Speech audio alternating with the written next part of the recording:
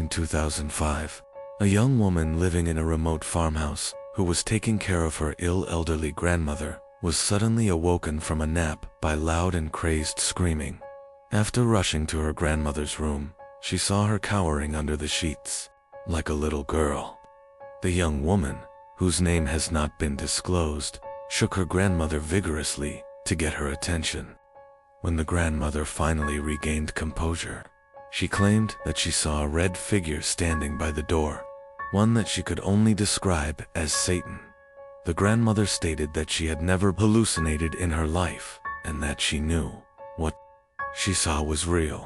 A 67-year-old retired teacher came to the hospital, claiming that she had visions of odd-looking faces hovering over her. But she wasn't going crazy. Laboratory tests also ruled out two common culprits of hallucinations: infection and drug interactions. In fact, the patient and her family were so concerned in the days before she came to the hospital that they asked a priest about performing an exorcism. The woman drew a picture of what she saw. The faces had large teeth, eyes, and ears, and a horizontally elongated shape like a football. It was determined that the woman had a condition called Charles Bonnet syndrome. Patients with the syndrome may see small people and animals, bright moving shapes, or distorted faces. These hallucinations are purely visual. No sounds accompany them. In 1995, a man named Toma Kata had just recently lost his mother to cancer. He locked himself in his bedroom for days, completely depressed and devastated. One night, he woke up to the sound of the wooden floor cracking, as if pressure was being placed on it. He looked up and saw his mother standing by the doorway, watching him. His screams were so loud that his neighbors called the police, who were the ones who got this information off of him. Doctors found nothing wrong with him that would normally cause hallucinations. As far as anybody knows, he hasn't seen her since. This happened when I was really little, and I lived alone with my single mom. She always came to check on me every night when she would get up to go to the bathroom. This one night, in particular, I remember waking up thinking I heard something in my closet. I looked up, and my mom was at the foot of my bed, giving me a playful wave. She told me to go back to sleep. She then went into my closet and pulled the door until it was just barely open. She just stood in there, poking her head through the crack of the barely open closet. I remember vividly seeing her eye peeking through the crack at me. I laughed, like any little kid would do in this situation, and then fell asleep. Moments later, when I was eating cereal the next morning, I asked my mom why she was hiding in the closet last night. She just stopped and gave me a puzzled and concerned look. She told me she hadn't been in the room all night. At first, she assumed somebody had broken into the house, but she soon realized it was some kind of hallucination or dream. Since this experience, I have only had 2 other hallucinations, neither of them as vivid or as creepy as this one. I used to be a trucker and would do a lot of late-night runs. I usually had my coffee to keep me going through the night, and even then, it would still be tough. This night, however, I didn't have my coffee, and things weren't going so well. On several occasions, I almost fell asleep behind the wheel, and I was only just barely able to save myself from completely drifting away by actually feeling the truck drifting off to the side of the road. Then, just as I thought I was regaining my awareness, I saw a black figure coming up in the road, right in the path of the truck. I swerved away to avoid the figure and just barely missed it. I had to come to a complete stop to try and gather my sanity back up. I looked in the left rearview mirror. The figure was still standing in the middle of the road. I am not usually a person to confront things in any situation, but something possessed me to get out of that truck and give the person a piece of my mind. But when I got out of the truck, there was nobody there. I was seemingly the only person on this road for miles. I took off after that, and about 5 miles down the road, I pulled over and fell asleep. I think my mind was playing tricks on me that night, but I don't know why my brain would create such an eerie image. I was 13 years old. I never really had sleeping problems. I was actually a really heavy sleeper. It happened on a Saturday morning. I went to bed late the previous night. When I woke up, I couldn't move at all. The only thing I could control were my eyes, and when I moved my eyes to focus on the corner of the room, I saw the most horrifying thing I had ever witnessed in my life. There was a man, probably about 8 feet tall, with a cut-open mouth, dripping blood, made to look like a smile. In the man's hand was a large carving knife.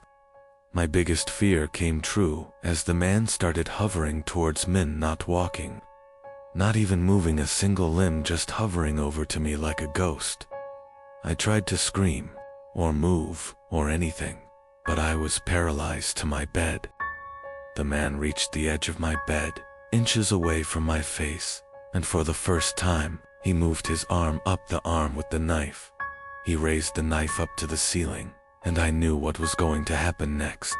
I closed my eyes, the only thing I could physically do, and waited for it to happen. But as I lay there, for probably 30 seconds, unharmed, I opened my eyes back up. The man was gone, and then I realized I could move. I got out of bed and ran to explain what happened to my parents. They immediately seemed to understand and explained that I had just experienced sleep paralysis. I don't know why I hallucinated something so horrific, but the fear was genuine, and I can still remember the man's face. Being a single mother and having to work 2 jobs, I always have to hire a sitter to watch my 3-year-old son. I have a long drive from my second job, and on a few occasions, I've almost fallen asleep behind the wheel from exhaustion. There was one night that I felt myself starting to doze off, so I tried pinching myself, shaking my head, and doing anything to wake myself up. There were no lights at all on this highway, which made it even worse. Then I heard a giggling sound coming from behind me. I looked in the mirror and saw my 3-year-old looking at me in the back seat. I slammed on the brakes and looked at the back seats to find them empty. 10 seconds later, I got a phone call from the sitter telling me that he had fallen down the stairs and broke his ankle. I was fully awake after that and sped home. To this day, I still believe, because of this, that mothers have some kind of sixth sense when it comes to their children. This is the scariest thing that has ever happened to me. I live in the country, but not a desolate area. I had a decent amount of neighbors that were close enough. There were still woods in all directions. Though I was home alone as usual one late night when I heard a legit scream coming out in the woods. I went outside into my backyard with a flashlight just to take a look through the trees. This was late, and nobody was still up, and all the lights were out, shining the light through the trees. I froze when the light landed on a tall figure, probably twice as tall as me, and it had some kind of long trunk hanging from its face that went down to its waist, almost like an elephant. It was moving in some kind of creepy march in my direction. All that I could see from it was blackness. There was no color to it. I walked backwards into my house and slid the door shut, still looking in the direction of the thing, but it was gone. It completely silenced the night, vanished from sight.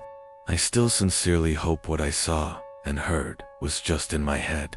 You can see some weird things when you're tired, but the thing about this story wasn't tired. Me and the family were on vacation at some resort in a very rural area of Pennsylvania. To make the setting creepier, there weren't many young people there for me and my brothers to hang out with. It seemed like more of an adult resort. But then one day, when I was walking outside of the main lodge of the resort, I, for some reason, looked up to a window on the 2nd floor and saw a teenage girl looking down at me from that distance. She looked kind of cute, so I gave her a wave, but she didn't show any sign of reaction, so I just moved on. However, later that same day, I was so bored that I was sitting on the swing set at the little playground of the resort, and that's when I saw the same girl again. She was a little ways away from me, down past the playground, close to the tree line, and she was just standing there, staring at me. Being a teenage guy, my hormones controlled my body, and so I got off the swing and began walking over to her. As I started getting closer to her, I realized she wasn't as cute as I thought she was. There was something about her face that just gave off a creepy vibe. I can't put my finger on it, but if I had to say, I think it would have to do with her eyes and her mouth. Once I got about halfway over to her, she turned around completely and ran into the woods. And I mean, she full-on ran into the woods. I stopped in my tracks, completely turned off. This girl seemed like a freaky stalker. I didn't see her for the rest of our stay at the resort. During the car ride home, miles and miles away from the resort, I was thinking about her, how maybe if I followed her into the woods, I could have gotten laid, even though there was something off about her face. But then what I saw next made me feel like my heart dropped into my stomach. Looking down ahead, I saw the same girl standing by the tree line on the side of the highway.